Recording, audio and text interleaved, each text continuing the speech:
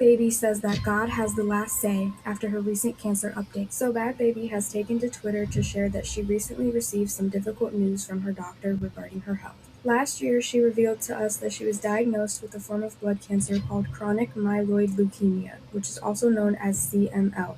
She also said this was the reason for her losing so much weight at the time. CML is a type of cancer that affects white blood cells, and while there isn't a cure, it's often managed with long-term medication to keep it under control. In a previous interview, she explained that she would have to take a pill as her form of medication every night and that this would be an ongoing thing. After that tweet was posted, many fans came online to send prayers and give her their support. However, some online users had questioned her lifestyle choices during her diagnosis, pointing to the multiple cosmetic procedures she had and other habits she's spoken about, like vaping. As of now, Danielle has expressed faith and optimism towards the situation, saying that her diagnosis doesn't Stay have the moving. final say So over I her understand, life. man. You straight though? Yeah. Now, Glad you made it. I'm glad. I miss you guys and the lady. Likewise. I like the Yeah. I'm late. Fill me in. Y'all keep going. I'll catch on. So we basically talking about Bhad Bhabie, man. She got the whole body operation done, the BBL, and she's fighting cancer right now. And you have people who are saying live your life. I mean, you got this virus, you got this thing inside of you, and if these are your wishes, then go ahead. And then you have other people that are saying, well, why would you make it worse if you're already fighting something off that's going to be difficult to deal with, you know? And we got on the whole idea of how the world, or how the people in this world that are in certain spotlights, they will sentence you to life or death depending on your level of celebrity. And my thing was, all right, who's around you? Who's talking to you about this? Sydney has said something that I didn't bring up, but I think is good to talk about. What kind of conversations were she having with her doctors? Right? Are they? I'm sure they're telling her this stuff. They got to be. And my thing would be, are you listening to them? How serious do you take your health as far as what you put in your body? Because I don't think a lot of us really do either. And what are the voices in your head saying? Are you leaning towards the doctor saying, look, you got a long road ahead of you. I got a plan for you. And I think your mother-in-law has said this last year or sometime. She said like they have a way where they set up a routine or like a plan for you to how to approach this. Are you following that, or are you still one foot in, one foot out? You hear the doctors, but you're also looking at your Instagram or your Twitter and all of your social media, and you're still trying to appease these people in that lifestyle over there. Guess what? Your world isn't the same anymore. You're alone in this. They're not carrying this with you. You're carrying this by yourself. So some things got to change, and that's pretty much where I was leaving off at.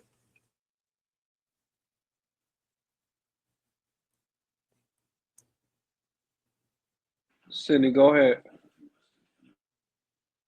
I was gonna say we should let you go since you haven't gotten to give your input yet. Well, what kind of cancer is it? How long she had it?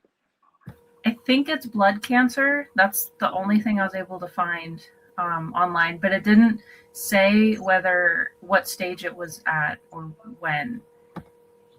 Is that her in her DNA, or she develop it? Can you develop something like that through a BBL? I looked into it, and her mom has had breast cancer in the past. But I also found that BBLs have been linked to a certain form of blood cancer. So I don't know what type of blood cancer she actually has, because she's been kind of mum on the details. But they did say in one article that she has blood cancer, and the BBL website said that it can cause blood cancer. So I'm like, if she's gotten it before, I wonder. It's more speculation, but I mean, it's pretty damning evidence. Did they give her like a time frame? See, that I don't know. I don't. Because you know, you got two types of people. You got the people that's gonna be like, oh, I'm gonna start eating my fruits and vegetables, and I'm gonna exercise, and I'm gonna get my rest. And then you got the people that's like, man, I'm gonna die anyway, so we might as well kick it. What I hate hearing alone, especially if it caused it, the fact that she had to get a BBL and all that to appease the people, like that's, I don't know, I'm not a fan of them, you know. And like you said, deep with the having to please the people, all of the stuff that you got to do. Like Kanye is off topic, but I remember him saying that he got like stomach surgery or something. You know what I mean? And then I've been watching some movies lately, and I'm looking at these stars, and they got like the Joker face, and all of the injections and the lipo and this, the Ozempic and all of that just to stay relevant. That bothers me because people spend $1 on you and they think they could control your life.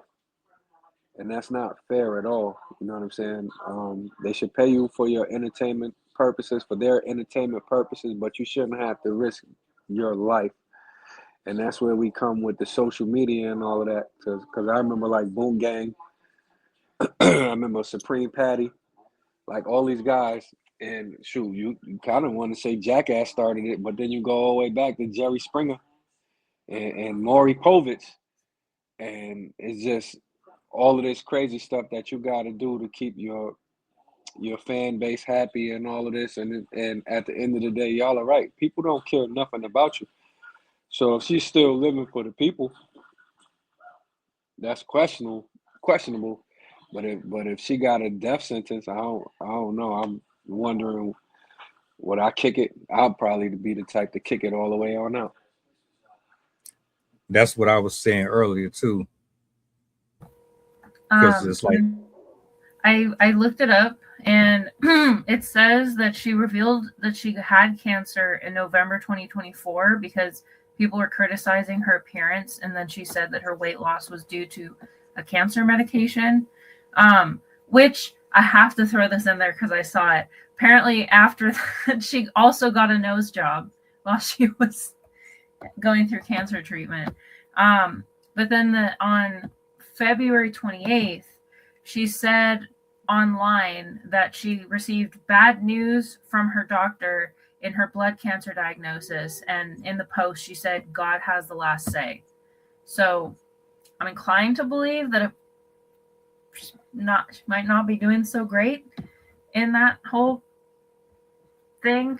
But, and she's had it for over a year. So again, she doesn't give a lot of details, specifics on her cancer, but she has had it for a while, and she did say she got bad news. So something's happening. so it seemed like it's more leaning towards there's a possibility that I might not be here too much longer, maybe. So I might as well live the way that I want to. To each his own, that's your prerogative, because we can't tell somebody how to finish the chapter of their own walk. This is yours and yours alone. I would be trying to extend life as much as possible, though, and injecting anything in me that's not naturally supposed to be there is not it. I wouldn't even be worried. I wouldn't even be worried about social media. I wouldn't be worried about clicks and likes and reposts and all that. You need to reevaluate your life. You need to think about your kid. The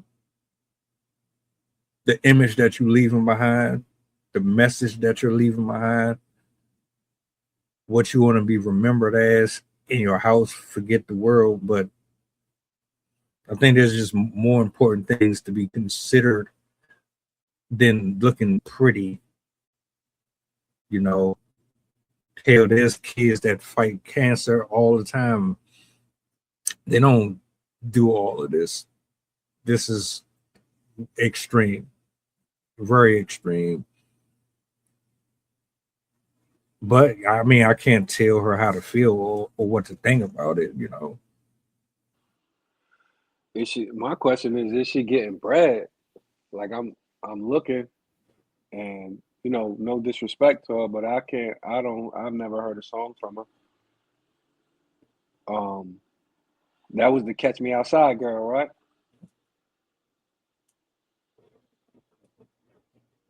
Well, Was that before, but was that even was before, that that was the girl from that's Dr. her. Phil? Yeah, that's her.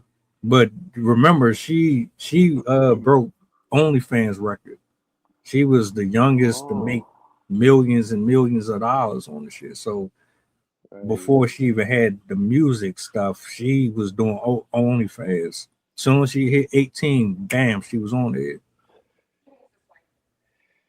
getting to it. Yeah. Yeah, that's. I mean, all of that. If that's the reason from them surgeries, I feel bad for her because that's a hell of a way to go. You think that you're doing something that's going to increase your longevity and beautify, and then here you go, boom. That's kind of like, I mean, like the COVID vaccine. They showing now the research on the COVID vaccine is that a lot of people did not fare well from it, and that's scary, because like you say, you're putting these toxins in your body, and then for who? Because at the end of the day, nobody really care about all that stuff. They don't care. Like maybe for the cameras, the aesthetic, it looks all right, but at the end of the day, people don't care about you whether you got a BBL or not, and it's unfortunate that it's like something they gotta do. Like you look at the star after star, even the males. I'm starting to look the men. I'm looking at them like, when you got surgery too. You know what I'm saying? Like, what is it to be in those groups when you get to those levels that you gotta basically kill yourself, man? You know what I mean? And I feel bad for her, whether she caught it for that or not, because you don't wish that on your worst enemy. You know what I'm saying? So I haven't seen her in the news. I don't know. Like I'm just an old head, so I don't really know. Never looked at OnlyFans or nothing, but I guess she got a status and an image to uphold, so she gonna keep it popping to the end. And if that's the case, that's sad. That's sad to say. I can see a lot of them doing it too. A lot of them. There's no way in the world. I think once she was on Dr. Phil, she had already had defiant issues. She was already combative and going back and forth with her mom and all that. She already had issues with that. I did a reaction. I did two separate ones. One, she said that she was touched on when she was dealing with a rapper. She was around 16 or something like that, and they inappropriately touched her, or they introduced her into an environment that she wasn't prepared for. And then there was another one. Uh, she was speaking about something. I can't remember what it was, but she had a lot of issues before she even got on the big screen. The big screen amplified it. The people, the media amplified it. You got yes, girl, yes, queen. You got these women, you 30, 40 years old, advocating for her behavior when she should be getting help. You got men subscribing to her her content when they should be shaming it, holding her accountable. A lot of factors, I think. I don't even know for sure if this is genetic or not. Like with my grandparents, my mom, that stuff was hereditary. It passed from one person to the next. I don't know if that's her case or if it's just her eating bad, her in the type of environment she was in, or it's just a culmination of all of it. But beauty standards got people looking crazy and crashing out and doing stuff that they shouldn't be doing for it. We got to get back to loving ourselves ultimately.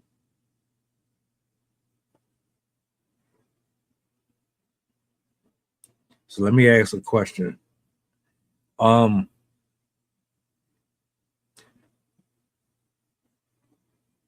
Would you you get the phone call, hypothetically speaking. We're gonna use her as an example. She's not the actual person, but she's like your cousin or somebody. You get the phone call. They tell you this is their situation. What's the conversation like with them? What do you say to them? Or do you say anything at all? Now, before you answer, he or she's in the same boat. They're not just regular people. They're here. But your family, so why does it matter? But from your perspective, what does that conversation look like? You know what I'm saying?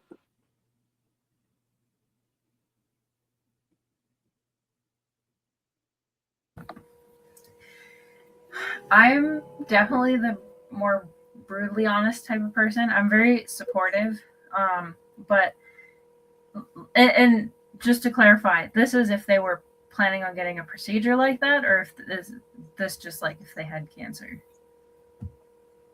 They don't even get the procedure yet, but they already